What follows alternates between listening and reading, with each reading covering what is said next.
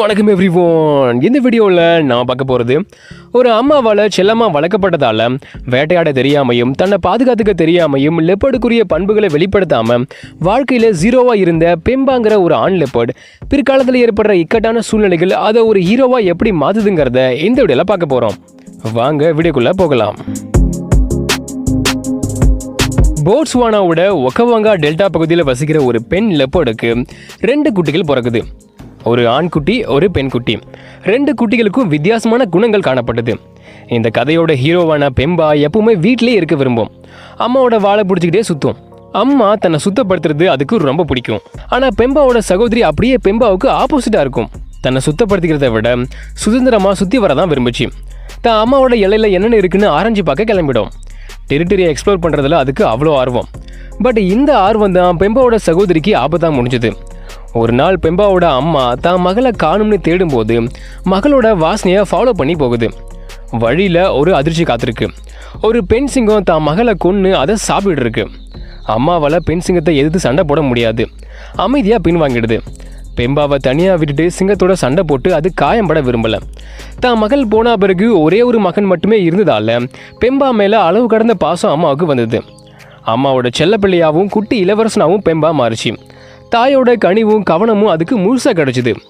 பெம்பாவுக்கு வயசாகும்போது கூட அது மேலே இருந்த பாசமும் கனிவும் கவனமும் கொஞ்சம் கூட அம்மாவுக்கு குறையவே இல்லை. லெப்பர்ட்ஸோட வாழ்க்கையை பொறுத்தவரை குட்டிகளுக்கு 2 வயசாகும்போது அம்மா விட்டு பிரிஞ்சு தங்களுக்குன்னு ஒரு வாழ்க்கையை தேடி தனியாக போயிடணும். பட் இப்போ பெம்பாவுக்கு 3 வயசாகுது. இப்போவும் இது அம்மாவுக்கு செல்லப்பிள்ளையாக இருக்குது. வேட்டையாடி உணவு கொண்டு வர்றது, அதை மரத்தில் பதுக்கி வைக்கிறது, எல்லையை பாதுகாக்கிறது அப்படின்னு எல்லா வேலைகளையும் அம்மா மட்டுமே செய்யுது. பெம்பா ஒரு ராஜா மாதிரி அம்மா கொண்டு வர இறைச்சியை சாப்பிட்டுட்டு அம்மா கூட விளையாடிக்கிட்டு ஜாலியாக இருக்கு. சுற்றி இருக்கிற பிரச்சனைகளை பற்றியோ வருங்காலத்தை பற்றியோ பெம்பாவுக்கு எந்த கவலையும் இல்லை. ஆனால் அம்மாவுக்கு கவலை இருக்குது. தான் மகனை இப்படியே விட்டால் ஃப்யூச்சரில் அவனால் தனியாக வாழ முடியாதுன்னு நினச்ச அம்மா பெம்பாவுக்கு வேட்டையாடுறதையும் வேட்டையாடின இறையை மற்ற பெடிடர்ஸுக்கு தெரியாமல் எப்படி மரத்தில் மறைச்சி வைக்கணுங்கிறதையும் கற்றுக் கொடுக்க முயற்சிகள் எடுக்குது. லெப்பர்ட்ஸோட கண்ணில் இருக்க பியூப்பிள் நைட் ஆனால் பெருசாக விரிஞ்சு அதிக ஒளியை அப்சர்வ் பண்ணும். இதனால் மனிதர்களை விட 6 மடங்கு இருட்டில் நல்லாவே அதுங்களால பார்க்க முடியும். அதனால தான் வேட்டையாடுறதுக்கு மோஸ்ட்லி நைட் டைமை லெப்பர்ட் செலக்ட் பண்ணும். அந்த மாதிரி ஒரு இரவில் தான் மகன் பெம்பாவுக்கு எப்படி வேட்டையாடுங்கிறத கற்றுக் கொடுக்கறதுக்காக அம்மா கூட்டிகிட்டு போகுது. ஆனால் சுத்தமாக அனுபவமே இல்லாத பெம்பா வேட்டையில் பொறுமை தான் முக்கியங்கிறது தெரியாமல் அவசர குடுக்கையாட்டம் செயல்பட்டு வேட்டையை தோல்வியில் முடிக்குது. இவனை நம்பினா இன்னைக்கு நைட்டு நாம பட்னி தான் நினச்ச அம்மா பெம்பாவை அங்கேருந்து போக சொல்லிட்டு வேட்டையாடுறதுல மாஸ்டர் பட்டம் வாங்கின அது பொறுமையாக நிதானமாக பதுங்கிருந்து கச்சிதமாக ஒரு இம்பால மானை வேட்டையாடுது.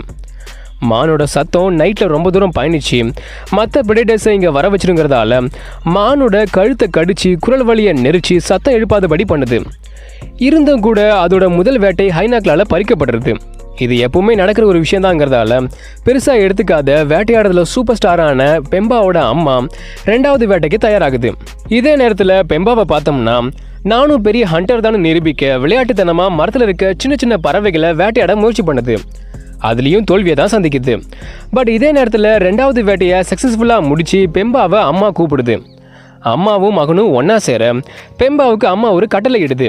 டேய், உனக்கு வேட்டையாட தான் ஒழுங்காக வரல, அட்லீஸ்ட் நான் வேட்டையாடின இந்த மானை மரத்துக்கு மேலே கொண்டு போகணும் உத்தரவிடுது. லெப்பர்ட்ஸுக்கு தேவையான ஒரு அடிப்படையான திறன் இது. இதை கற்றுக்கலின்னா மற்ற பிரெடேட்டர்ஸ் கிட்ட தான் உணவை இழந்து பல நேரம் பட்னியாக கிடக்க வேண்டி வரும்.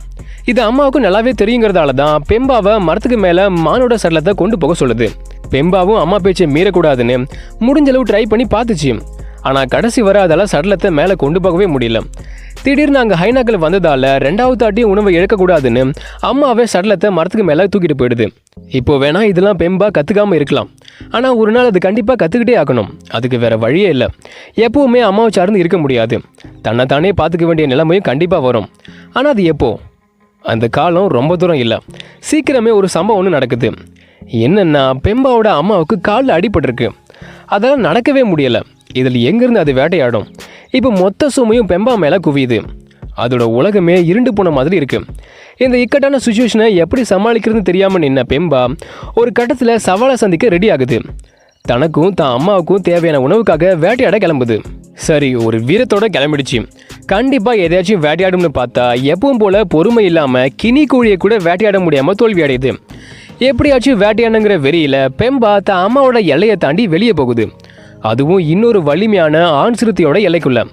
அங்கிருந்த மான்களை வேட்டையாட முயற்சி பண்ணுது. பட் வழக்கம் போல சொதப்பிடுது. வேட்டையாடவும் முடியாம, உணவு இல்லாம அம்மா கிட்ட திரும்பவும் முடியாம பெம்பா ரொம்ப சோகமா சோர்வாகிடுது. கடைசியா அதுக்கு ஒரு நம்பிக்கை கிடைக்குது.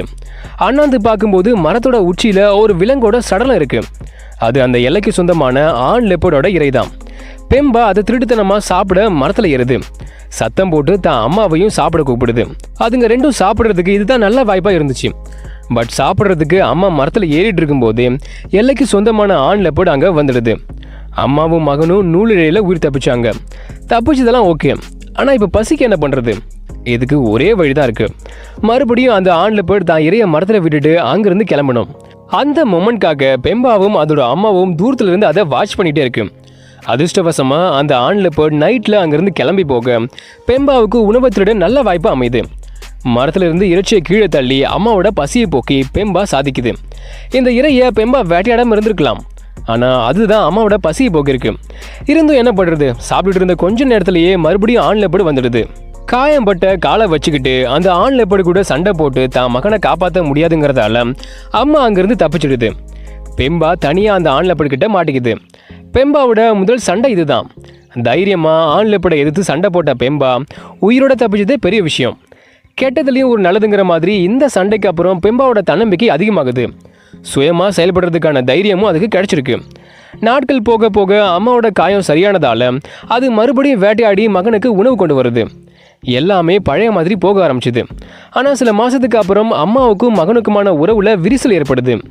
டெஸ்டோஸ்டிரான் ஹார்மோனால் அதிகமாக தூண்டப்பட்ட பெம்பா அம்மா கூடயே போலியான மேட் பண்ணுற ஆக்ஷனில் ஈடுபடுது.